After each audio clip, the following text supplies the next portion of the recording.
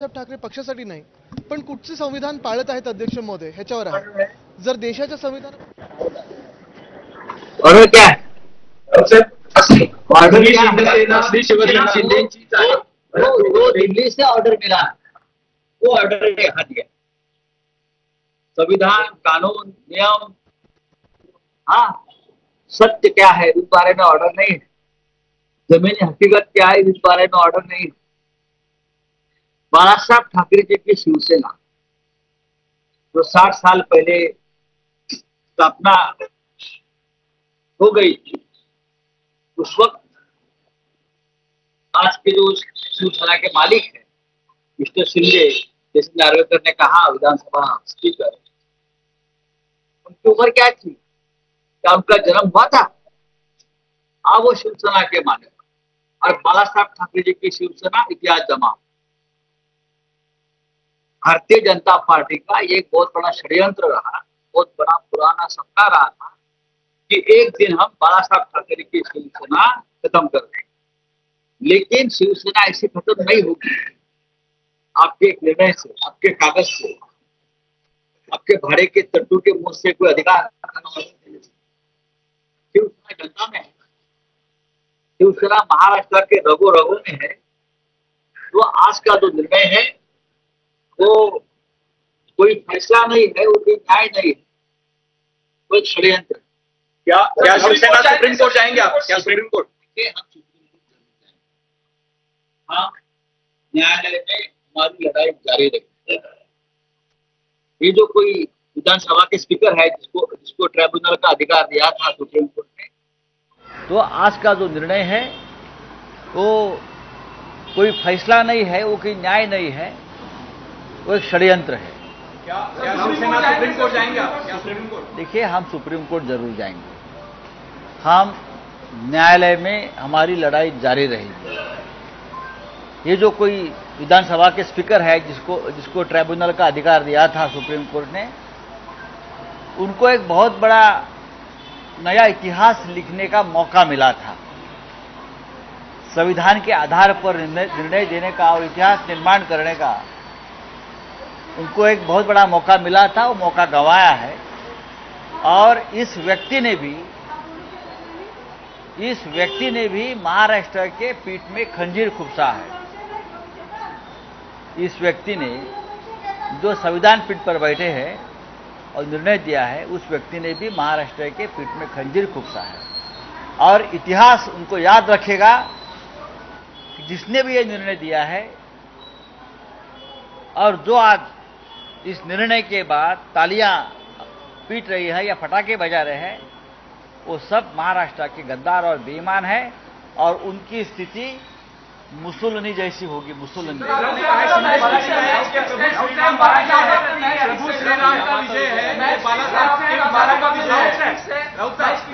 ये match fixing है। हम सुबह कहा था ये मैच फिक्सिंग है।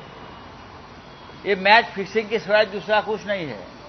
प्रभु श्री राम का नाम लेने का ये लोगों का अधिकार नहीं है। प्रभु श्री राम दशरथ राजा अपने पिता के लिए वनवास चले गए और ये लोगों ने अपने पिता बाळासाहेब ठाकरे, राजनीतिक पिता बाळासाहेब ठाकरे की शिवसेना को वनवास में भेजने का काम किया है, भारतीय जनता पार्टी के गुलाम होकर। उद्धव ठाकरेंची प्रतिक्रिया आली आहे, खरी शिवसेना ही शिंदेची असल्याचं विधानसभा अध्यक्षांनी निकाल दिलेला आहे।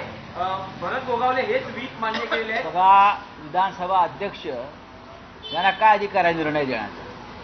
65 वर्षापूर्वी, 60 वर्षापूर्वी ज्या शिवसेनेची स्थापना बाळासाहेब ठाकरेंनी केली, त्या शिवसेनेची मालकी भारतीय जनता पक्षाने नेमलेले एक व्यक्ती करणार का?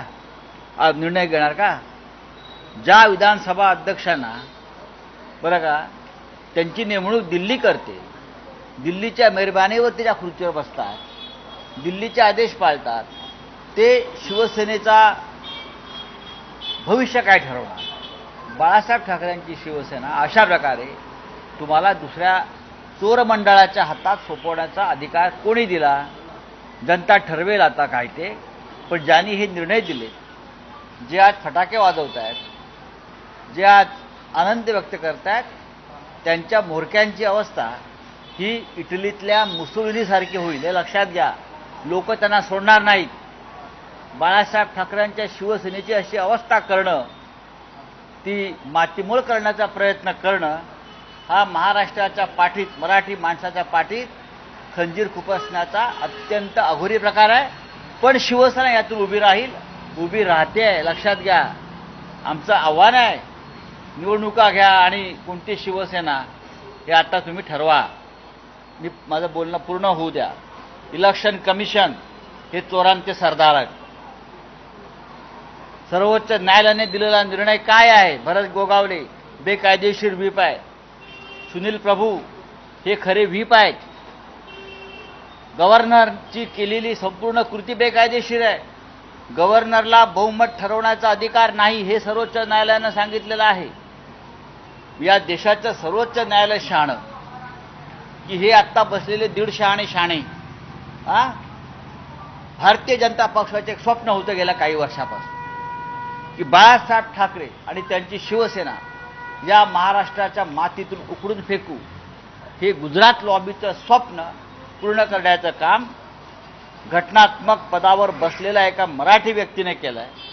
आणि मराठी माणूस या महाराष्ट्राचा त्यांना क्षमा करणार नाही. त्यांची अवस्था ही इटलीतल्या मुसोलिनीसारखी झाल्याशिवाय राहणार नाही. मार्क माय वर्ड्स. म्हणतायत की हा बाळासाहेबांच्या विचारांचा विजय आहे, प्रभू श्रीरामाचा विजय आहे.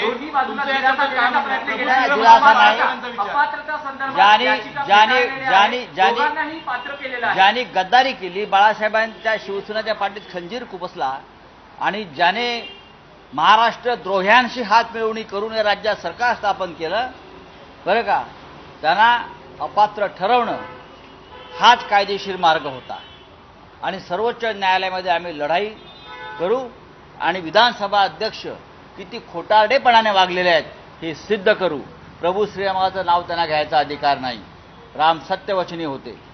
रामाने सत्यासाठी, आपल्या वडिलांसाठी, आपल्या पित्याच्या शब्दाखातर प्रभू श्रीराम वनवासात गेले. आणि इथे ज्या मायबाप शिवसेनेनं तुम्हाला सर्व काही दिलं, त्या शिवसेनेला तुम्ही गुलाम करून वनवासात पाठवण्याचं तुम्ही एक काम केलेलं आहे. तुम्हाला इतिहास क्षमा करणार नाही, या महाराष्ट्राची पुढली पिढी तुम्हाला क्षमा करणार नाही. आणि मी परत सांगतो, यांची अवस्था मुसोलिनीसारखी होईल शेवटी. डेफिनेटली ये गुजरात लॉबी ने बालासाहेब ठाकरे की शिवसेना खत्म करने का ये बहुत बड़ा षड्यंत्र है. ये गुजरात लॉबी का पाप है और हम लड़ते रहेंगे. शिवसेना ऐसी खत्म नहीं होगी.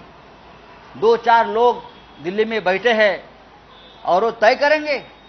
ये मराठी आदमी की, मराठी मानुष की शिवसेना, महाराष्ट्र अस्मिता, महाराष्ट्र की शिवसेना इस प्रकार से आप खत्म करके मुंबई को अपने कब्जे में नहीं ले सकते. हम लड़ेंगे चाहे हमारी जान चली जाए. 106 लोगों ने जान दिया है महाराष्ट्र के लिए, हम और भी जान देने को तैयार है शिवसेना के लिए.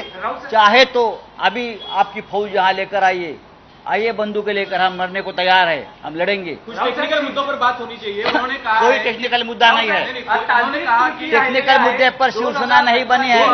कौन एकनाथ शिंदे, हु इज एकनाथ शिंदे, कौन भरत गोगावले, उनके औकात क्या है, कौन विधानसभा स्पीकर, वो तय करेगा. 40 एमएलए निकल गए तो पार्टी उनकी हो गई. विधानसभा का स्पीकर सिर्फ ये तय कर सकता है कि पार्लियामेंट्री पार्टी किसकी है, वहां क्या बहुमत है, ये तय करने का शायद उनको अधिकार है. कि विधानसभा में 40 लोग, 30 लोग शिवसेना छोड़कर चले गए, उनके पास बहुमत नहीं, यहाँ की पार्टी उनकी हो सकती है. लेकिन पूरी पार्टी शिवसेना, उनका चिन्ह वो किसी और को देने का उनको अधिकार नहीं है. बेकायदेशीर विधानसभा अध्यक्षांनी हा बेकायदेशीर दिलेला निर्णय आहे. हे अध्यक्षच बेकायदेशीर आहेत आमचं असं म्हणणं आहे. जो आपने चेंजेस किए थे वो आम्हाला घटना सांगू नका. अहो सोडाव मग या. अहो ऐका ना, या एकनाथ शिंदेने कुठली घटना आणली आहे? मग घटना एकनाथ शिंदेने लिहिली का भरत गोगावलेने लिहिली आहे? कोणाची घटना कोण सांगतायत? नाही, जी विधानसभा अध्यक्ष कोण इलेक्शन ठरवणार? कमिशनला जी तुम्ही काय ताब्यात सांगताय घेतली मला? 2018ला आज विधानसभा इलेक्शन- जे म्हणालेले आहे त्याच्यावर तारीख नाहीये, नियमानुसार निवड नाहीये आणि पक्षप्रमुखांना अंतिम अधिकार नाहीये. राष्ट्रीय कार्यकारिणीला अंतिम अधिकार आहे एखाद्या नेत्याला त्याच्या पदावरून काढण्याचे, असं या सगळ्या राष्ट्रीय कार्यकारिणीनेच घेतलेले निर्णय आहेत. राष्ट्रीय कार्यकारिणीनेच पक्षप्रमुखांना दिलेले अधिकार असतात. हे जर विधानसभा अध्यक्षांना माहीत नसेल, मुळात त्यांचं निकालपत्र दिल्लीहून टाईप करून आलं, हे त्यांनी दिलेलं नाही आहे, बरं का? हे जे मी सांगू शकतो हे कोणी ड्राफ्टिंग केलेलं आहे? हां, महाराष्ट्राच्या पाठीचा खंजीर खुपसलेला आहे. शिवसेनेला खतम करणं म्हणजे महाराष्ट्राला खतम करणं आहे. बाळासाहेब ठाकरेंची शिवसेना अशा प्रकारे खतम करणं म्हणजे संपूर्ण या 11 कोटी मराठी माणसाच्या पाठीमध्ये खंजीर खुपसण्यासारखं आहे. आणि ते काम आज एक मराठी माणूस राहुल नार्वेकर याने केलेलं आहे. इस बंदी के बाद आपकी कुछ बात हुई उद्धव जी से बात हुई, उन्होंने क्या कहा? क्या नेक्स्ट कोर्स ऑफ एक्शन क्या होने वाला है शिवसेना का? उद्धव ठाकरे से आपकी बात हुई, क्या उन्होंने कहा? मैं इतना ही कहूंगा, शिवसेना खत्म नहीं होगी. आप चाहे कितनी कोशिश करो, ये गुजरात की लॉबी कितनी भी कोशिश करो, आप कितना भी खोके लेके आओ, शिवसेना खत्म नहीं होगी. आमच्या रक्तामध्ये शिवसेना आहे. बाळासाहेब ठाकरेंची शिवसेना अशी खतम होणार नाही. ते म्हणतात की हा बाळासाहेब ठाकरेंच्याच विचारांचा विजय असं म्हणतात. युपीटीला एक दिलासा आहे का की त्यांच्या आमदारांना आम्ही त्यांच्या मेहरबानीवर जगत नाही. आम्ही हौतात्म्य पत्करायला तयार आहोत. या आमदारक्या आणि खासदारक्या म्हणजे शिवसेना नाही, हे लक्षात घ्या. एकनाथ शिंदेना जाऊन सांगा, तुमचं मुख्यमंत्रीपद तुम्हाला लखला, तुम्ही जे पाप केलेलं आहे शिवसेना खतम करण्याचं, इतिहास तुम्हाला क्षमा करणार नाही. एकनाथ शिंदे तर दीक्षा म्हणून पुढची कारवाई कशी असणार आहे? लोकांमध्ये आपण काय घेऊन जाणार आहे? दिया गया है. ये काला दिन है हिंदुस्तान के इतिहास का, लोकतंत्र का इतिहास का. हा काळा दिवस आहे आणि मराठी माणसासाठी हा अत्यंत काळा दिवस आहे. एक प्रश्न राहतो की स्टेट पार्टी ज्या आहेत, प्रादेशिक पक्ष जर अशा पद्धतीने 10 शेड्यूल अंतर्गत कारवाई व्हायला लागली आणि पार्लमेंटरी लेजिस्लेटिव्ह पार्टीला जर ते मुख्य पक्ष मानून कारवाई करायला लागली, तर प्रादेशिक पक्षांचं भविष्य या देशातल्या प्रादेशिक अस्मिता खतम करून आपणच एकमेव पक्ष भारतीय जनता पक्ष राहावा, यासाठी ही सुरुवात त्यांनी महाराष्ट्रातून केलेली आहे. नाही, पण जरा अध्यक्षांचं